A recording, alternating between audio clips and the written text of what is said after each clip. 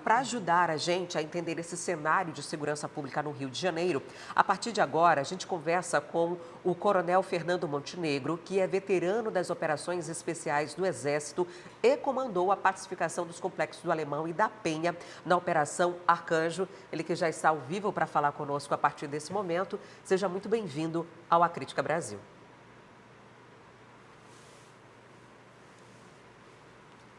Olá, Oi, Coronel. pessoal. Olá, Coronel, o senhor Tá me nos ouve? ouvindo? Estamos ouvindo, sim.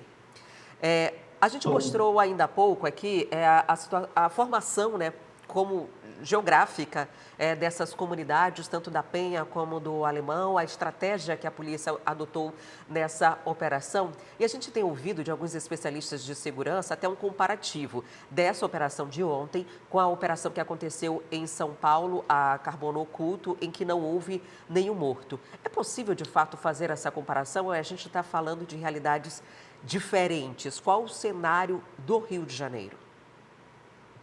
olha, essa comparação, você tá falando do Carandiru, da ocupação do Alemão com a ocupação do Carandiru, com aquele evento do Carandiru, eu acho que não tem nenhum tipo de lógica fazer uma comparação disso, tá? Eu acho que você pode comparar com a operação que aconteceu em 2010, que foi motivada por um salve do Comando Vermelho, que paralisou a cidade do Rio de Janeiro, por conta da ordem de remoção de um dos líderes da facção para outro local. A operação que aconteceu agora foi de uma grande envergadura também, sem a participação das Forças Armadas, inclusive um efetivo até maior. Entretanto, é importante a gente registrar que o grau digamos, de violência, né, empregado, isso aí já tinha sido avisado há muito tempo, tá? Porque quando o STF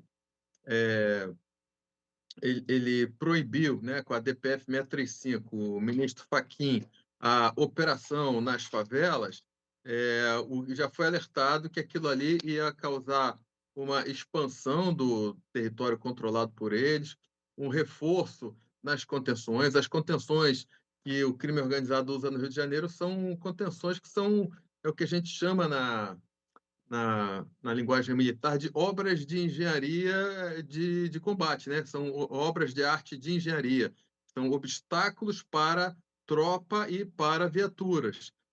Ou seja, eles pegam trilhos de trem e cravam aquilo no chão, vai até 1,5 m, 2 metros de profundidade, colocam trilhos de trem atravessado ali no horizontal, soldam isso e ainda colocam deixam o trilho de trem eletrocutado e ainda colocam explosivos nas proximidades.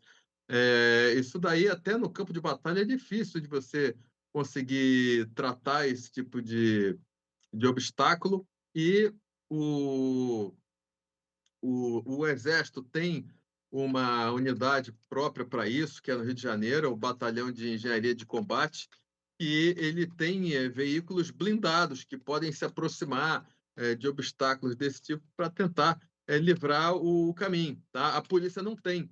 Então, as máquinas de engenharia que o BOP tem ali, está criando até uma companhia ali de engenharia de combate, eles não têm viaturas blindadas para poder avançar e desmontar esse tipo de obstáculo, né, que são chamados de contenção. Essas contenções elas ainda são batidas por fogos, ou seja, ali nas proximidades dessas contenções são criados ali muros com seteiras onde o bandido pode colocar ali o cano do fuzil e atirar em quem vai tentar tirar o obstáculo do caminho. Tá? Então, é mais ou menos isso aí que acontece no Rio de Janeiro. Olhando para os números, a gente fica bastante impressionado, né? E, obviamente, o número de mortos, mas mais de 90 fuzis apreendidos, uso de drone com as granadas acopladas, o número de agentes empregados em toda a ação, 2.500 agentes. O senhor acha que já dá para classificar, ou o senhor acha que já classificaria, tirando, já não se trata mais de uma operação policial, e sim de um conflito armado no internacional, que se chama de guerra civil? Como é que o senhor vê hoje a situação ali no Rio de Janeiro, em especial nessas comunidades e complexos? O que ocorre é que o direito ele tem três grandes grupos ali que para tratar crimes e combates, conflitos, né? Então, você tem o ramo dos direitos humanos, que surgiu imediatamente após a Segunda Guerra Mundial, motivado pelo massacre lá dos judeus pelos nazistas. Então, o ramo dos direitos humanos ele é para proteger populações da ação do Estado, tá? Então, se a gente for ver ali, surgiu ali na época ali de 1949, se não me engano, tá? Tem um outro ramo do direito que ele surgiu também depois da Segunda Guerra Mundial, que é a Convenção de Genebra, que é justamente para, digamos, restringir ali os excessos cometidos em guerra ali. O pessoal fica muito violento, acaba fazendo atrocidades com a tropa regular inimiga, tá? Então foi feito ali um protocolo ali em 1949 também, e depois um protocolo adicional em 1977, quando acabaram as guerras coloniais na África. A gente tem o outro ramo do direito, que é a nossa Constituição, que ela tem a parte que aborda a criminalidade, mas é aquela criminalidade do sujeito rouba a tua carteira, ele rouba o teu carro, ele entra na sua casa, né? Um grupo de 2 ou 3 bandidos entra na sua casa, mas agora não existe nenhum direito no mundo, né? Particularmente na América Latina, onde está mais carente disso, que trate de um grupo armado de 30, 40, 100 pessoas com arma de guerra numa área urbana, né? Ou mesmo numa área rural, como tem na Colômbia, nas Farc, né? Ou seja, o que acontece no México, na Colômbia, no Brasil, é uma coisa que o direito não conseguiu arranjar a resposta. A gente tem uma visão muito pobre, uma visão binária, tenta encaixar as coisas em duas caixas, ou seja, ou é polícia ou é militar de guerra, mas a gente acaba que a gente está numa zona cinza. Então, o nosso direito ele não consegue achar resposta para isso, e é exatamente por essa razão que a gente vê o pessoal dos direitos humanos querendo encaixar nos direitos humanos, mas não se trata disso, né? Não é o Estado massacrando pessoas, são grupos armados, né? E também você não consegue encaixar como na Convenção de Genebra, porque não é um ator estatal. Então, criou-se uma zona cinza, e é praticamente isso aí que a gente vivencia no Rio de Janeiro. Então, o pessoal não consegue entender como é que encaixa isso. Mas é um grau de intensidade aí de, digamos, conflito de baixa intensidade. Não é igual, por exemplo, o que a gente vê na guerra da Ucrânia, com emprego de artilharia, o emprego de drones kamikazes, tá? Não é também com o grau de intensidade que a gente vê ali na faixa de Gaza, em que os israelenses usam artilharia, mas está mais parecido com o confronto ali da faixa de Gaza. Coronel, o senhor participou do comando da Operação de Pacificação da Penha e também do Alemão. O que aconteceu de lá para cá? Aquele ato foi, além de estratégico, muito simbólico. Fincaram a bandeira do Brasil ali, houve uma redução nos números de criminalidade naquela região, mas pula para 2025, a gente está com esse cenário novamente tomado por facções criminosas. O que aconteceu para que isso não fosse mantido? Olha, isso é falta de vontade política, né? Então, além de ter a participação dos políticos nisso daí, também tem a participação da justiça, tá? Ou seja, são deputados, vereadores, né, senadores com leis fracas em relação a isso.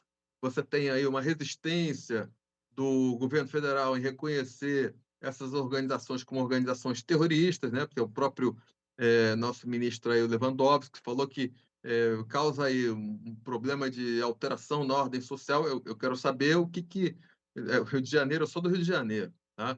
Então você tem a cidade hoje que está tudo fechado, as pessoas não saem na rua, arrastão acontecendo.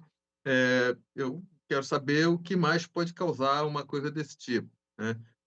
Então, a gente tem uma dificuldade nesse nível, e tem também um outro componente que é a guerra jurídica, tá? Que é a lawfare, que os policiais eles estão cada vez mais amarrados, né? As Forças Armadas também, quando operam nesse tipo de atuação, alguns dados interessantes aqui, né? Um senador fez uma pesquisa, quase 10 mil habeas corpus concedidos só em 2024 pelas Cortes Superiores do Brasil, ou seja, o, o STJ e o STF juntos concederam quase 10 mil habeas corpus, isso sem falar nas outras cortes mais baixas, tá? Então, daí a gente vê uma coisa muito complicada. A Polícia do Rio de Janeiro é a polícia que mais prende no mundo, mais combativa, não tem nenhuma polícia no mundo que enfrente um cenário que a Polícia do Rio de Janeiro enfrenta, mas você também tem a justiça que mais solta no mundo, né? Você tem audiência de custódia, você tem um monte de coisa. E você tem também o problema de investigação de venda de sentença, ou seja, o TJ do Rio de Janeiro lá tem desembargadores sendo investigados por venda de sentença, o que já acende aí uma luz vermelha. E a gente tem, dentro do contexto aí da guerra jurídica, agora já tem aí também uma intenção aí, já assinalada lá pelo Alexandre de Moraes, de cassação do governador do estado do Rio de Janeiro por conta dessa ação. Então, isso está no campo da guerra jurídica, que já está, digamos, ali dentro da dimensão humana do campo de batalha, né? Então, o campo de batalha tem três dimensões: a dimensão física, humana e informacional. A dimensão física é essa que está sendo discutida, mas tem outras duas dimensões que, hoje em dia, na era da informação, elas influenciam muito no cenário, que é justamente isso que está acontecendo. O que está acontecendo agora aqui, a gente está no campo informacional, da construção de narrativa. Então, quando você vê pessoas da comunidade que pegam os bandidos que estavam lá com a arma na mão, tira o uniforme camuflado, tira a bota deles, né? Esconde a arma para depois tirar uma foto e caracterizar ali um monte de gente de cueca, né?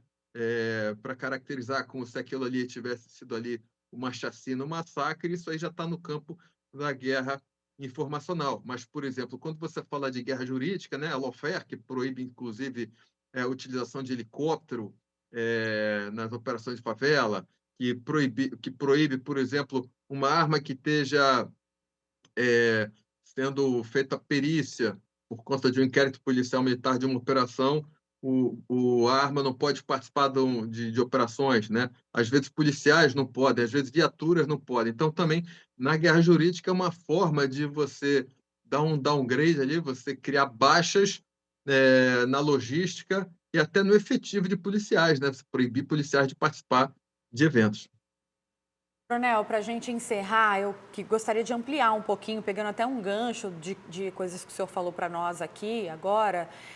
Eu sei que é muito difícil falar em resolução de problema, olhar para o futuro, porque isso envolve diversas camadas, uma análise muito complexa de toda a situação. Mas o que é que o senhor vislumbra para o futuro? Será que nós estamos num ponto de inflexão? Tem volta, não tem volta o que está acontecendo? E de onde seria o ponto de partida? Nós vimos há pouco, né, o anúncio do governo do Rio de Janeiro, junto ao Ministério da Justiça, sobre a criação de um escritório emergencial de combate ao crime organizado. Ações pontuais, até porque esse escritório não será permanente.